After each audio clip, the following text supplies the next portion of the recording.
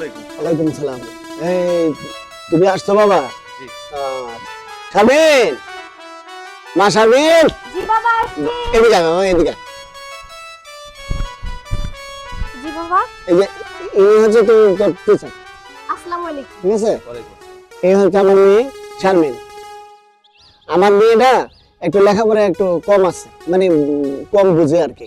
এই জন্যই তোমাকে আমার মেয়ের দায়িত্ব দিলাম। আচ্ছা, আপনি কোনো চিন্তা করবেন না, আমি যথাযথভাবে চেষ্টা করব ওনাকে ভালোভাবে পড়ানোর জন্য।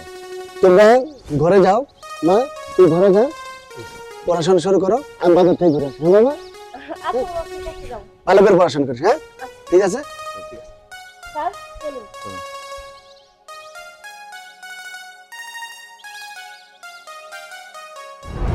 আসুন স্যার। স্যার বসুন। Thank you.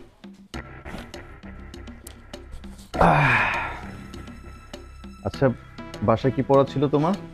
স্যার অনেকদিন হয়ে গেল আমি স্কুলে যাই না, তাই জন্য আমি কোনো পড়া করি নাই স্যার। আপনি নতুন করে করেন।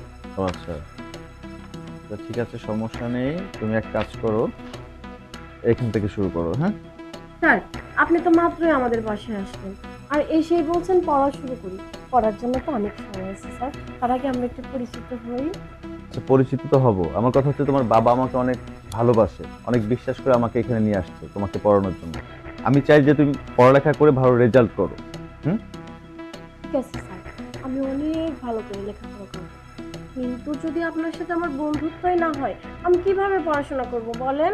ও, সেটাও ঠিক, বন্ধুত্ব হওয়ার প্রয়োজন আছে। আচ্ছা, যাই হোক, তোমার নাম কি বলেছিলে? আমার নাম তো শারমিন সুলতানা। ও আচ্ছা, শারমিন সুলতানা, জি স্যার। অনেক সুন্দর নাম। আচ্ছা ঠিক আছে, ওকে, বন্ধুত্ব হয়ে গেল। তাহলে এখন তুমি এইটা পড়ো। হ্যাঁ, স্যার আপনি এসব কি বলছেন? বন্ধুত্বর মানে কি শুধু নাম জানা? না স্যার, বন্ধুত্বর মানে তো একটু কাছে আসা, একটু হাত ধরা, একটু গল্প করা, তাহলেই না বন্ধুত্ব হওয়া যায়। আচ্ছা ঠিক আছে, তুমি এখানে বসো। বসো না, বসো বসো।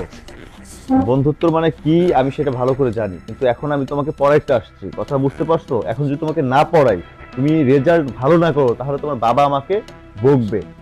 আরে রাখেন তো স্যার, কিসের রেজাল্টের দরকার? আমার কোনো রেজাল্টের দরকার নেই। আসলে কি স্যার, আমি না আপনাকে অনেক পছন্দ করি, তাই আপনার কাছ পর্যন্ত আমি যেতে পারছিলাম না। বাবাকে বলে আপনাকে আমার বাসায় নিয়ে এসেছি, যাতে আপনার সাথে তুমি কিন্তু ভুলে যাচ্ছ, আমি কিন্তু তোমার টিচার। স্যার আপনি তো আমার স্যার, ঠিক আছে সেটা বাইরে, কিন্তু এই 1 ঘন্টা 1.5 ঘন্টা যতক্ষণ আমার রুমের মধ্যে থাকবেন আপনি শুধু আমার, no sir no teacher. Sir চশমা খুললা, আবার ঘড়ি খুলতেছো কেন? স্যার আমার না আপনার এগুলো অনেক ভালো লাগছে, দেখুন স্যার সুন্দর না? দেখো, আমি তোমাকে বলি, স্যার আমার মাথায় না একটা বুদ্ধি আসছে, আপনি যদি আমার বুদ্ধিটা শুনেন না তাইলে আপনি অনেক খুশি হয়ে যাবেন। কি বুদ্ধি? শুনবেন? শুনাই? কি করতেছো? আরে পাগল হয়ে গেছো নাকি? তোমার বাবা দেখলে রাগ করবে। তুমি এখানে বসো তো। বসো। দেখো, একদম দুষ্টুমি করবা না।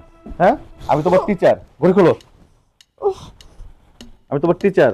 হ্যাঁ, আমি তোমার শিক্ষক। এই শিক্ষা তুমি পেয়েছো? এই পড়ো।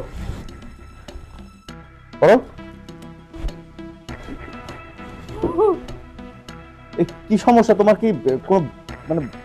স্যার আপনি বুঝেন না আমার কি সমস্যা? আপনি ওকে দেখে বুঝতে পারছেন না? নেকা ষষ্ঠী। স্যার আপনি এটা কেমন কথা বলছেন?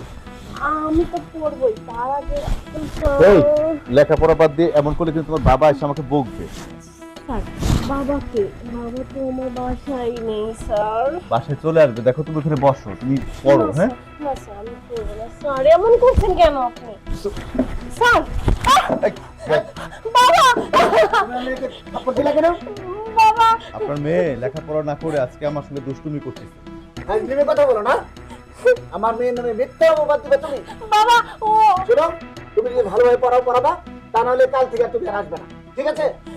দেখুন, আপনি ভুল। যাও, আমি তোমার কোনো কথা শুনি। যাও যাও।